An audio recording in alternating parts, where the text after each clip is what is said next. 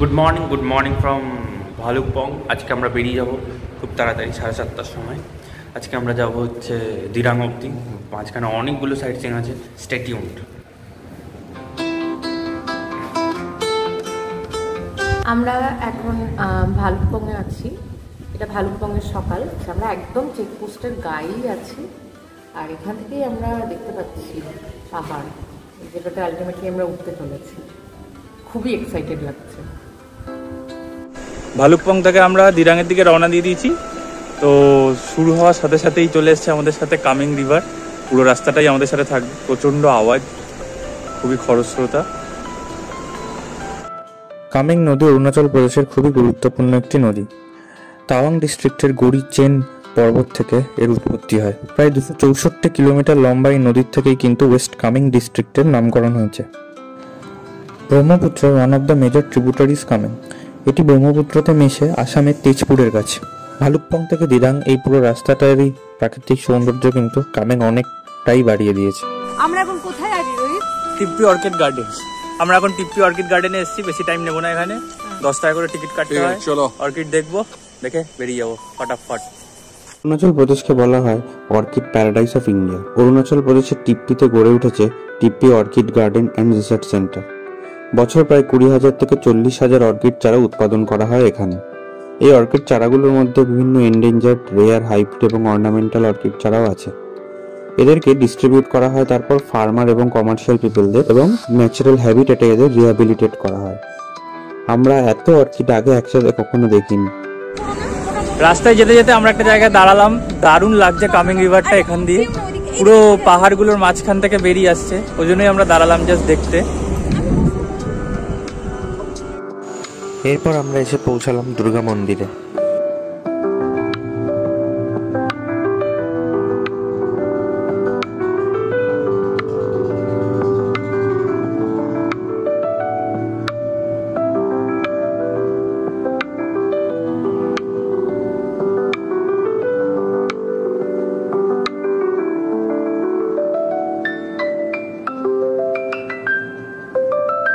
এই দুর্গা মন্দিরে সবচেয়ে ভালো ব্যাপারটা হচ্ছে এখানে কোনো পুরোহিত থাকে না। এখানে পুজোর সরঞ্জাম যেমন ধূপকাঠি, নকুলদানা সবকিছু এই সামনের টেবিলে রাখা থাকে। এখানে নিজের মতো এগুলো নিয়ে পুজো করে নেওয়া যায়। ওই পারে দুর্গা মন্দির, আর ঠিক এই পারে বিআরওরই চালানো ক্যাফে, দুর্গা ক্যাফে। তো এখানে আমরা অর্ডার দিয়েছি চা, ম্যাগি, এসব আমরা একটু খাবো, কারণ আমরা সকাল থেকে কিছু ব্রেকফাস্ট করিনি। তো দারুণ লাগছে, একদম ছিমছাম, খুব সুন্দর, দারুণ জায়গা। আমরা এখন দুর্গা মন্দিরের সামনে আছি। সামনে একটা লেবু গাছ আছে, এখানকার লোকাল লেবু গাছ। সেই গাছ থেকে লেবু পাড়া হচ্ছে, মুমলা লেবু। এই যে লেবু পাড়ছে একজন, আর বাকি 3জন হাঁ করে দাঁড়িয়ে আছে ক্যাচ লোফার জন্য শুধু। অলরেডি আমরা 4টে লেবু কালেক্ট করেছি, এইরকম সাইজের। যা লেবু গড়িয়ে চলে গেছে, লেবু পাড়া হয়েছে কিন্তু লেবু গড়িয়ে চলে গেছে। ক্যাচ লোফার জন্য রেডি। আমরা দুর্গা মন্দির থেকে, দুর্গা ক্যাফে থেকে ম্যাগি আর চা খেয়ে এখন রওনা দিয়ে দিয়েছি। এখন দেখা যাক সবার কেমন লেগেছে। সাধারণ মন্দির, এরকম মন্দির আমি কোথাও দেখিনি, যেখানে কোনো পুরোহিত নেই, কোনো পান্ডা নেই। নিজের মনস্কামনা নিজেই আমরা পূরণ করে এলাম। সেখানে আমি পুজো করে এলাম, সবকিছু রেডি। ভগবান যেন সেখানে ধূপ ধুনো থেকে শুরু করে প্রদীপ জ্বলছে। কে রেডি করেছে জানি না, কোনো মানুষ দেখতে পেলাম না। সব রেডি রয়েছে, ঠাকুর পুজো করা হয়ে গেছে। আপনি এগুলো করার জন্য সমস্ত মন্দিরে দেখা যায় কোনো না কোনো পুরোহিত রয়েছে, কেউ না কেউ পয়সা, তখন মনে হয় যেন ব্যবসা হচ্ছে। এই একটা মন্দির আমার মনে হলো না এটা ব্যবসার জায়গা। সত্যি খুব মনে শান্তি হয়েছে, খুব ভালো লেগেছে। খুব ভালো জায়গা, খুব ভালো লাগলো আমাদের সবার। যাত্রাটা মন্দিরে পুজো দিয়ে আমাদের নিশ্চয়ই খুব ভালো কাটবে, এই আশা রাখছি। আমরা দুর্গা মন্দিরে গেলাম, দেখলাম, পুজো দিলাম, সত্যি খুব ভালো লাগলো। এত তীর্থস্থানে গেছি, অনেক জায়গায় গেছি, কিন্তু এইরকম জিনিস দেখিনি। যেটা বললেন উনি বৌদি, যে নিজেই পুজো করা, নিজেই সবকিছু অ্যারেঞ্জমেন্ট করা আছে। নিজেরাই পুজো দিলাম, পুজো দিয়ে মার কাছে প্রার্থনা করলাম। আমরা এখন যে রাস্তাটা দিয়ে যাচ্ছি এটা ব্রো এর আন্ডারে, বিআরও, বর্ডার রোড অর্গানাইজেশন। এটা basically ministry of defence, government of ইন্ডিয়ার আন্ডারে। এরা রাস্তাঘাট প্রচণ্ডভাবে মেনটেন করে, কারণ এটাই একমাত্র কিন্তু তাওয়াংয়ে যাওয়ার রাস্তা রেস্ট অফ ইন্ডিয়ার সাথে। আর তাওয়াংয়ে যেহেতু বর্ডার এরিয়া চীনের সাথে, তো খুবই খুবই ইম্পর্ট্যান্ট একটা রাস্তা এবং ওরা খুবই ভালোভাবে মেনটেন করে।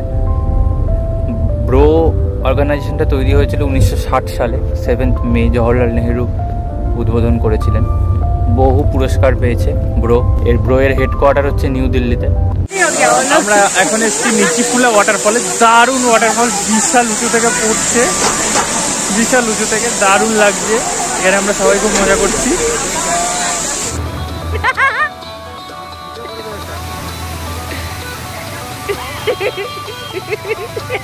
নিচিফুলা ওয়াটারফলস, এখানে অনেক টুরিস্টরাই থেমেছে, আশেপাশে দেখা যাচ্ছে। খুবই সুন্দর জায়গাটা, প্রায় মেঘ ছুঁয়ে ফেলছি আমরা, এই যে দেখতে পাচ্ছেন। দারুণ জায়গা, দারুণ। এই হাই করে দাও তো। এই কেমন লাগছে? কেমন জায়গায় এসেছি, কেমন দারুণ।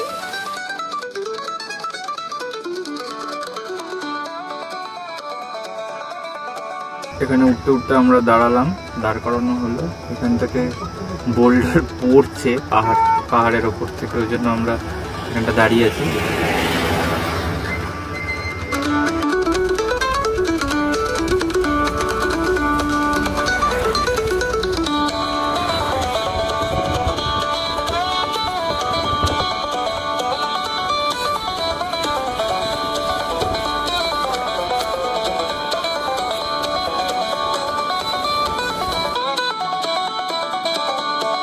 আমরা এখন ঢুকছি নেচিপু টানেলে, যেটা 500 মিটার লম্বা ডি শেপের একটা টানেল, সিঙ্গেল টিউব একটা টানেল। এটাও বিআরওই তৈরি করেছে। এটা ইনঅগারেশন করেছিলেন Rajnath Singh 12ই September.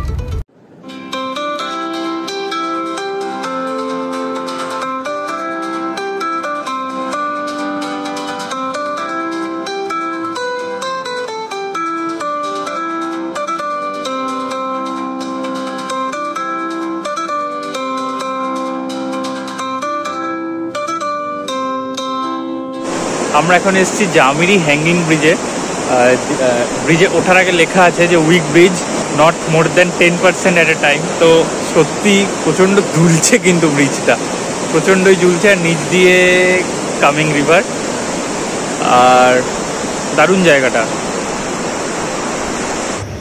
জামিরি hanging bridge.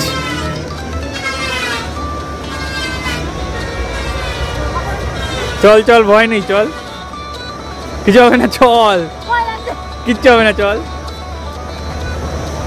চল চল, কিচ্ছু হবে না, চল।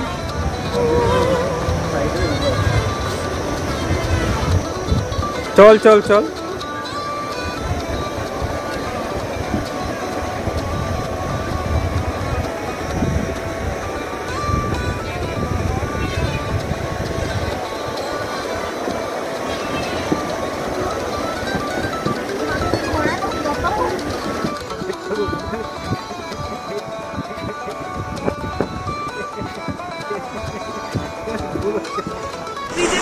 এই হচ্ছে জামিরি হ্যাঙ্গিং ব্রিজ, আর আমরা এখন একদম নিচে নেমেছি। এই হচ্ছে কামিং রিভার।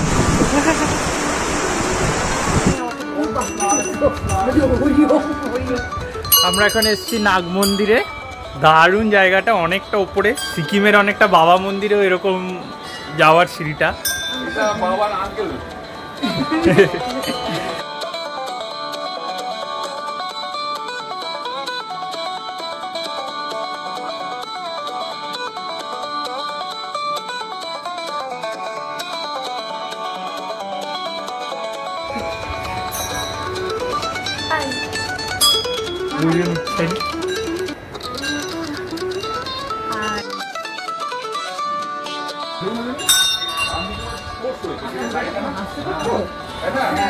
না না,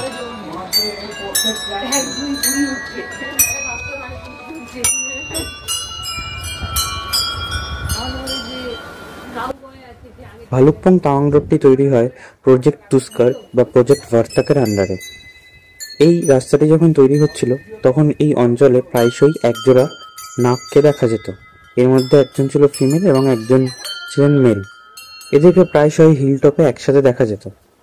একদিন একজন ওয়ার্কার এই মেল সাপটিকে মেরে ফেলে, আর এরপর থেকে এই অঞ্চলে প্রচণ্ড পরিমাণে রকফল, ল্যান্ডস্লাইডস বেড়ে যেতে থাকে এবং সাপের কামড়ও খুব পরিমাণে বেড়ে যায়। আর এইসব কারণের জন্য অনেকবার রাস্তা তৈরির কাজ স্থগিত হয়ে যায়।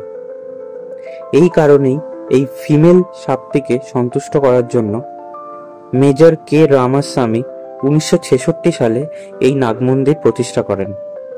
আর এই মন্দির প্রতিষ্ঠা করার পর থেকেই রাস্তার কাজ আবার আগের মতো দ্রুত গতিতে চলতে থাকে এবং সাপের কামড়ের পাশাপাশি বিভিন্ন প্রাকৃতিক বিপর্যয়ও বন্ধ হয়ে যায়। তখন থেকেই এই নাগমন্দির, যেটি তেজপুর থেকে প্রায় 135 কিলোমিটার দূরে অবস্থিত ওয়েস্ট কামিং ডিস্ট্রিক্টে কামিং নদীর তীরে, এর মাহাত্ম্য অপরিসীম। প্রতি বছর নাগপঞ্চমীতে খুব বড় করে এখানে পুজো হয় এবং মেলা বসে।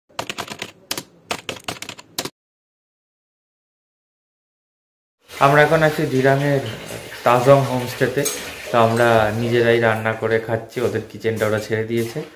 এখানে আমরা রান্না করতে বাধ্য হচ্ছি, তার কারণ আশেপাশের খাবারের প্রাইস খুবই বেশি এবং এখানে এলে রান্না করে খাওয়াটাই ভালো। তো রান্না বান্না চলছে, শুধু দেখানোর জন্য ক্যামেরায় যে আমি রান্নাতে আছি সেই জন্য সোফা থেকে উঠে এসছে একজন। ওদের কিচেনটা ওরা আমাদেরকে, এই যে আঙ্কেল এখানে বসে আছেন রিসেপশনের সামনে, ও কিছুই করেনি, এটা বিশ্বাস করে একদমই লাভ নেই। আর ওরা একটা এক্সট্রা চার্জ নিচ্ছে অ্যারাউন্ড 400-450 টাকা এই কিচেনটাকে ইউজ করতে দেওয়ার জন্য।